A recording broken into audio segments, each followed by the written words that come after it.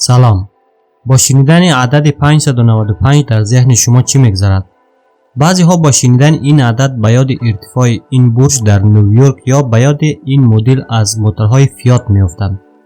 خیلی کمی از شما شاید حدس زده باشید که عدد 595 مربوط به وزن یکی از سنگین وزن‌ترین آدم تاریخ می باشد که 595 کیلوگرم وزن دارد. کسی که در پشت این نیم تن وزن قایم شده است این مرد مکزیکویی خوان پدرو فرانکو است. در این ویدیو به داستان زندگی او که چگونه با بیشتر از نیم تن وزن زندگی می کند تا به حال چه راهکارهای را در پیش گرفته است تا از این بدبختی رهایی یابد و رکورد شکنی و ثبت نام وی در کتاب گینیس را بررسی میکنیم. با ما باشید.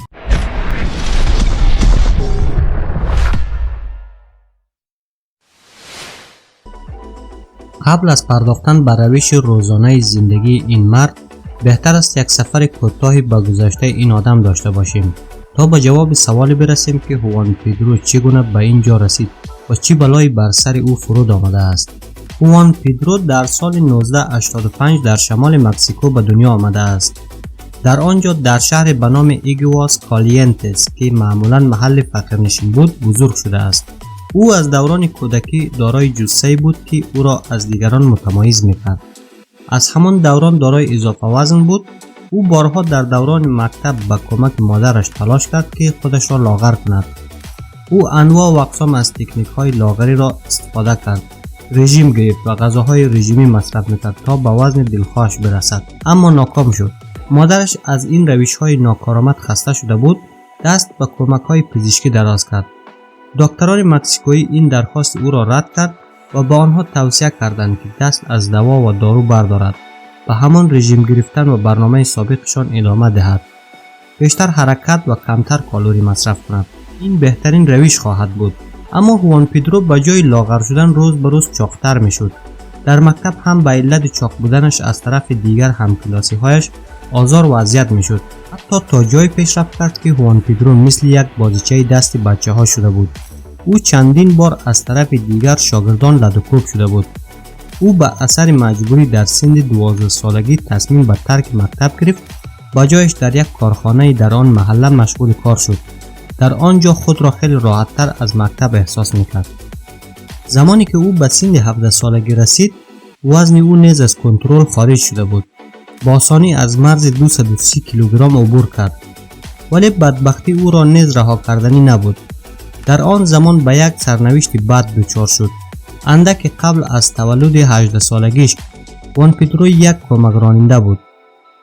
تصادف شدیدی میکند با آنکه از آن حادثه زنده بیرون آمد ولی زخم شدیدی برداشته بود. یا دقیق تر بگویم دست چپ و پای چپ او شکسته بود.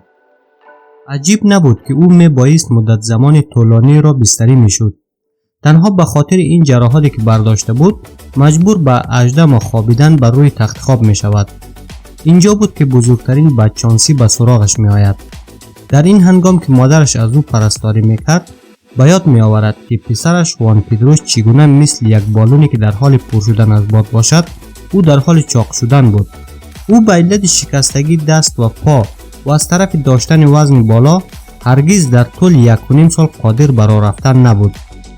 او در سن 19 سالگی یکی از سنگین وزن ترین فرد در مکزیکو شد. در این حال کم اتفاق می افتاد که او از تخت خوابش خارج شود. این وضع حدود 6 سال دوام کرد. او همچنان در حال چاق شدن و باردوش خانواده شده بود. تنها مادرش بود که از او مراقبت و او را تمیز می کرد. این نوع زندگی برای خوان هم دیگر یک زندگی غیر عادی شده بود. در سن 25 سالگی که شانس دوباره در خانه او را زد، در این هنگام او با وزن 595 کیلوگرم رکورد جهانی را شکستانده و نام خود را در کتاب گینیس به ثبت رسانید. اینی که تأثیرات این رکورد بر زندگی او چی بود و چه نکات مثبت را به همراه داشت بعداً بحث خواهیم کرد. قبل از همه بر روتین زندگی او میپردازیم. خوان هر روز صبح که از خواب بیدار می شود به علت داشتن وزن زیاد نمیتواند بلند شود و با کمک مادرش خودش را جمع جور میکند. بقیه روز را در تخت خواب سپری میکند.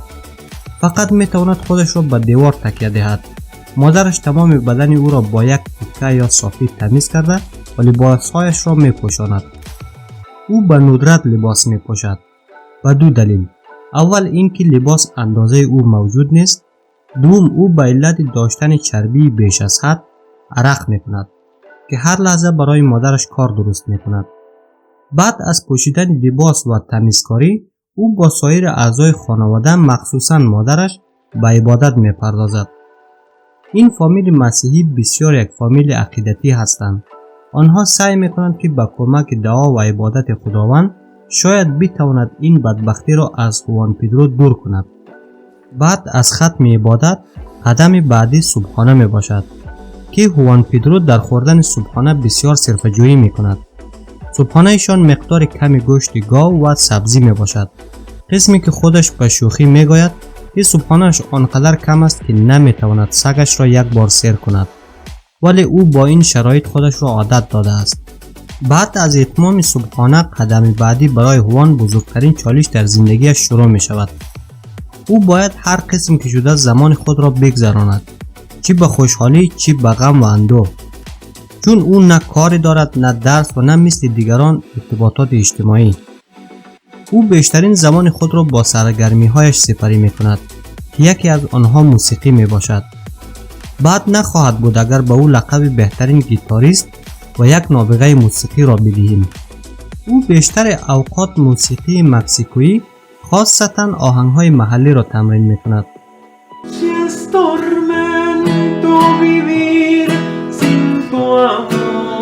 در کنار آهنگ او سرگرمی دیگری نیز دارد که هر زمان از موسیقی خسته می شود به سراغ آن می رود. خوان در هنر بافندگی همچنان مهارت خاصی دارد. هنر بافندگی برای مغز او نیز مفید می باشد، چون برایش درگیری ذهنی به وجود می آورد و او را از حالت تنهایی دور می کند. با آن هم او از نگاه روحی عذاب می کشد، بخصوص از تصادفی که با موتر داشت. او هفته ها را در افسردگی شدیدی می گذراند. سخت می توان باور کرد که آدم خودش را در این حالت ببیند افسردگی هم نگیرد. ولی چیزی که بیشتر او را عذاب داد این که به علت فقر و تنگدستی خیلی کم تحت مراقبت های پزشکی قرار گرفته است. جز فقر دلایل دیگری هم بود. مثلا یکی نبود امکانات، تجهیزات و متخصصی در آن حوالی که بتواند این چنین بیماران را پذیرش کند. دوم این که او خانواده‌اش را مسئول این همه مشکلاتش می‌داند، چون آنها بودند که او را در زمان کودکی و نوجوانی کنترل نکردند. همه چیز زمانی تغییر کرد که او 25 ساله شد. بعد ثبت رکورد یک شبه هم مشهور شد. او بعد از این رکورد توجه تمام شبکه‌ها را به خود جلب کرد. پول هم از گوشه و کنار این جهان برایش سرازیر میشد و زندگی او را از این رو به آن رو کرد. با او و خانواده‌اش این امکان فراهم شد که از شهر اگواس کالیانتس به شهر با جمعیت میلیونی گوادالاجارا نقل مکان کند. در آنجا یک تیم کامل پزشکی او را زیر نظر گرفتند و او کمک کردند که به زندگی عادی خود برگردد. ولی این کاهش وزن تنها در اثر جراحی‌های پی در پی امکان پذیر بود. از سال 2016 به این طرف 3 بار جراحی برای کوچک کردن معده انجام داد و همچنین یک جراحی مخصوص که چربی‌های زیر پوست او را دور می‌کرد. سرانجام این خوان 35 ساله موفق شد که دوباره روی پای خود بایستد و راه برود، اما به خاطر احتیاط یک عصا هم در دست می‌گیرد تا امنیت بیشتری داشته باشد. این جراحی بود که بخش بزرگ از زندگی او را به او دوباره بخشید. او حالا بیشتر از هر کسی دیگر پیاده روی می‌کند، حرکات انجام می‌دهد تا دوباره به این بلا گرفتار نگردد. کی می‌داند شاید روزی او از استعداد موسیقی خود استفاده کرده با کمک شهرتی که به خاطر رکوردش کسب کرده بود یکی از ستاره‌های موسیقی جهان گردد. این بود داستان خوان پدرو فرانکو.